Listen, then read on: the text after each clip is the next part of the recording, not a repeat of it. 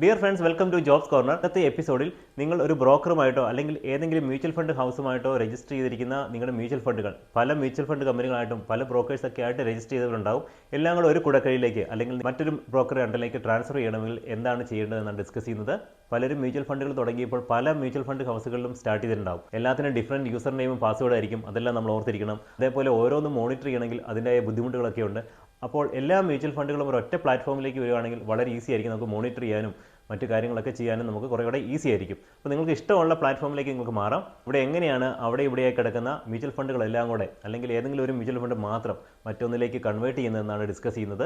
Mutual fund hold ചെയ്യുന്നവരിൽ രണ്ട് type ആളുകളാണ് ഉള്ളത്. ചിലർ ഡിമാറ്റ് അക്കൗണ്ട് ഉണ്ട്. ആ ഡിമാറ്റ് അക്കൗണ്ടും കൂടെ ഉള്ള പ്ലാറ്റ്ഫോമിലാണ് മ്യൂച്വൽ ഫണ്ട് തുടങ്ങിയിട്ടുണ്ടെങ്കിൽ കാര്യങ്ങൾ കുറേ കൂടെ ഈസിയാണ്. ചില ആളുകൾ മ്യൂച്വൽ ഫണ്ട് ഹൗസുകൾ മാത്രമായിരിക്കും മ്യൂച്വൽ ഫണ്ട് ചെയ്തിരിക്കുന്നത്. ഈ രണ്ട് ടൈപ്പ് ആളുകളും എങ്ങനെയാണ് ചെയ്യേണ്ടതെന്നാണ് പറയുന്നത്. നിങ്ങൾക്ക് 2-3 ഡിമാറ്റ് അക്കൗണ്ടുകളുണ്ട്. അപ്പോൾ നിങ്ങൾ 2 ഡിമാറ്റ് അക്കൗണ്ട് ക്ലോസ് ചെയ്ത് ഒരെണ്ണം മാത്രം ഹോൾഡ് ചെയ്യാൻ പ്ലാൻ ചെയ്യുകയാണ്. അങ്ങനെ വരുമ്പോൾ മറ്റ് ഡിമാറ്റ് അക്കൗണ്ടുകളുള്ള മ്യൂച്വൽ ഫണ്ടുകൾ നിങ്ങൾക്ക് ഇങ്ങോട്ട് ട്രാൻസ്ഫർ ചെയ്യാം. അത് വളരെ ഈസിയാണ്. എപ്പിസോഡ് 80 എക്സ്പ്ലെയിൻ ചെയ്ത പോലെ CDSL ഈസിയസ്റ്റ് ഉപയോഗിച്ച് ഓൺലൈൻ ട്രാൻസ്ഫർ ചെയ്യാം. ഇനി ഓഫ്ലൈൻ മെത്തേഡ് ആണെങ്കിൽ ട്രാൻസ്ഫർ റിക്വസ്റ്റും നിങ്ങളുടെ പാൻ കാർഡിൻ്റെ കോപ്പിയും നിങ്ങളുടെ എക്സിസ്റ്റിംഗ് മ്യൂച്വൽ ഫണ്ടിൻ്റെ സ്റ്റേറ്റ്മെൻറ്റും കൂടെ ഒരുമിച്ച് സബ്മിറ്റ് ചെയ്താൽ മതി. ഈസി ആയിട്ട് നിങ്ങൾക്ക് ട്രാൻസ്ഫർ ചെയ്യാൻ സാധിക്കുന്നതാണ്. എന്നാൽ നിങ്ങൾക്ക് ഡിമാറ്റ് അക്കൗണ്ട് ഉണ്ട്. നിങ്ങളുടെ മ്യൂച്വൽ ഫണ്ടുകളൊക്കെ പല ഫണ്ട് ഹൗസുകളുമായിട്ടാണ് രജിസ്റ്റർ ചെയ്തിരിക്കുന്നത്. ഫോർ എക്സാമ്പിൾ നിങ്ങൾ ടാറ്റ മ്യൂച്വൽ ഫണ്ടിലുണ്ട്, പരാഗ് പരേഖിലുണ്ട്, കോണ്ടിലുണ്ട്, SBI ലുണ്ട്. അങ്ങനെ പല സ്ഥലങ്ങളിലായിട്ടാണ് ഉള്ളത്. പക്ഷെ അതൊന്നും ഡിമാറ്റ് അക്കൗണ്ടിൻ്റെ അണ്ടറിലല്ല വരിക. അങ്ങനെ വരുമ്പോൾ ഏറ്റവും ആദ്യം അത് ഡീമെറ്റീരിയലൈസ് ചെയ്യണം. അതും വളരെ ഈസി ആയിട്ടുള്ള മെത്തേഡാണ്. അതിനുവേണ്ടി നിങ്ങൾ ഡീമെറ്റീരിയലൈസേഷൻ റിക്വസ്റ്റ് ഫോം ഉണ്ട്. ആ ഡീമെറ്റീരിയലൈസേഷൻ റിക്വസ്റ്റ് ഫോമിൽ ഈ ഫോളിയോയുടെ നമ്പറൊക്കെ ഇട്ടതിന് ശേഷം നിങ്ങളുടെ പാൻ കാർഡും അതേപോലെ തന്നെ ഈ മ്യൂച്വൽ ഫണ്ടിൻ്റെ സ്റ്റേറ്റ്മെൻറ്റും കൂടെ സബ്മിറ്റ് ചെയ്ത് കഴിഞ്ഞാൽ അത് ഡീമെറ്റീരിയലൈസ് ആകുന്നതാണ്. അതിനുശേഷം നിങ്ങളുടെ ഡിമാറ്റ് അക്കൗണ്ടിൻ്റെ അണ്ടറിലേക്ക് ഈ മ്യൂച്വൽ ഫണ്ടുകളും വരുന്നതാണ്. നിങ്ങൾക്ക് അങ്ങനെ എത്ര മ്യൂച്വൽ ഫണ്ടുകൾ വേണമെങ്കിലും ട്രാൻസ്ഫർ ചെയ്യാൻ സാധിക്കുന്നതാണ്. എന്നാൽ നിങ്ങളുടെ എക്സിസ്റ്റിംഗ് മ്യൂച്വൽ ഫണ്ടുകൾ ഡിമാറ്റ് അക്കൗണ്ടിൻ്റെ അണ്ടറിലല്ലെങ്കിൽ ഈ ഡീമെറ്റീരിയലൈസ് ചെയ്യാൻ ഓൾമോസ്റ്റ് 30 ഡേയ്സ് എടുക്കുന്നതാണ്. അതിനുശേഷം മാത്രമേ നിങ്ങളുടെ എക്സിസ്റ്റിംഗ് ഡിമാറ്റ് അക്കൗണ്ടിൻ്റെ അണ്ടറിൽ ഈ മ്യൂച്വൽ ഫണ്ടുകൾ കാണിക്കുകയുള്ളൂ.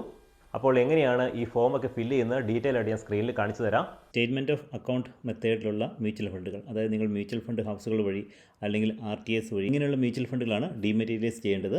ഇങ്ങനെയുള്ള മ്യൂച്വൽ ഫണ്ടുകൾ ഡീമെറ്റീരിയലൈസ് ചെയ്യാൻ എന്തൊക്കെ ഡോക്യുമെൻറ്റുകളാണ് വേണ്ടതെന്ന് നോക്കാം.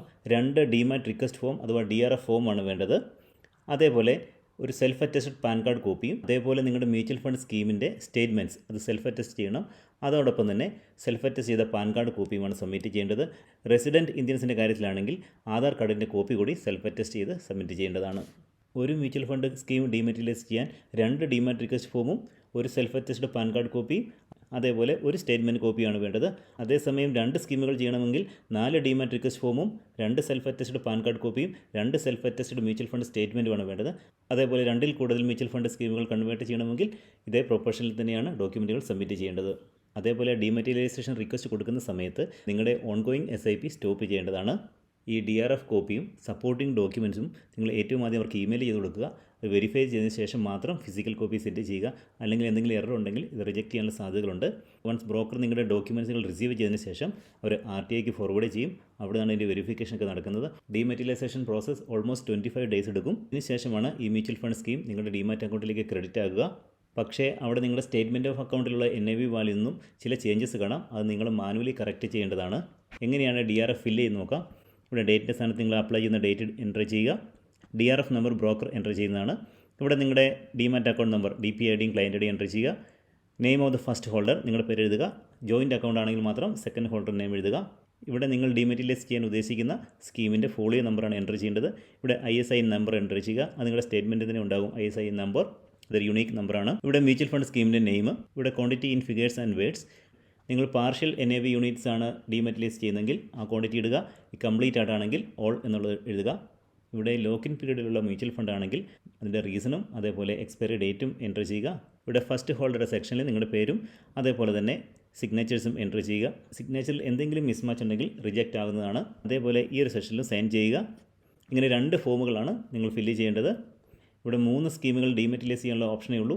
നിങ്ങൾക്ക് 3-ൽ കൂടുതൽ സ്കീമുകൾ കൺവേർട്ട് ചെയ്യാനുണ്ടെങ്കിൽ അനക്സർ ഡൗൺലോഡ് ചെയ്യുക. അതിൽ നിങ്ങൾക്ക് ഒരുപാട് സ്കീമുകൾ എൻ്റർ ചെയ്യാനുള്ള സ്പേസ് അവൈലബിൾ ആണ്. ഇനി ഇതിന് വരുന്ന ചാർജസ് എത്രയാണെന്ന് നോക്കാം. ഓരോ സ്കീമിനും 150 റുപ്പീസാണ് വരുന്നത്. അതേപോലെ ഡോക്യുമെൻറ്റുകൾ ബ്രോക്കറുടെ കയ്യിൽ നിന്നും RTയിലേക്ക് കൊറിയർ ചെയ്യുന്നതിൻ്റെയായി ഒരു 100 രൂപ കൂടി ചാർജ് ഈടാക്കുന്നതാണ്. അതിന് മുകളിൽ 18% GST കൂടി വരുന്നതാണ്. എന്നാൽ ELSS സ്കീമാണ് നിങ്ങൾ ട്രാൻസ്ഫർ ചെയ്യുന്നതെങ്കിൽ ഓരോ ഇൻവെസ്റ്റ്മെൻറ്റിന് എഗെയിൻസ്റ്റ് ആയിട്ടും 150 റുപ്പീസ് ചാർജ് ചെയ്യുന്നതാണ്. അപ്പോൾ സ്റ്റേറ്റ്മെൻറ്റ് ഓഫ് അക്കൗണ്ട് ഫോമിലുള്ള മ്യൂച്വൽ ഫണ്ട് സ്കീമുകൾ ഇത്ര ഈസി ആയിട്ട് ഡീമെറ്റലൈസ് ചെയ്യാൻ സാധിക്കുന്നതാണ്. അപ്പോൾ എങ്ങനെയാണ് മ്യൂച്വൽ ഫണ്ടുകൾ ട്രാൻസ്ഫർ ചെയ്യുന്നതെന്ന് കൃത്യമായി മനസ്സിലായി എന്ന് വിശ്വസിക്കുന്നു. അപ്പോൾ ഇന്നത്തെ വീഡിയോ ഇഷ്ടപ്പെട്ടെങ്കിൽ ലൈക്ക് ചെയ്യുക, മറ്റുള്ളവർക്ക് ഉപകാരപ്പെട്ടെങ്കിൽ ഷെയർ ചെയ്യുക, നിങ്ങളുടെ വലിയേറെ ഫീഡ്ബാക്സുകളും തരിക. അടുത്ത എപ്പിസോഡുമായി എത്രയും പെട്ടെന്ന് തന്നെ കാണാം. എല്ലാവർക്കും നന്ദി, നമസ്കാരം.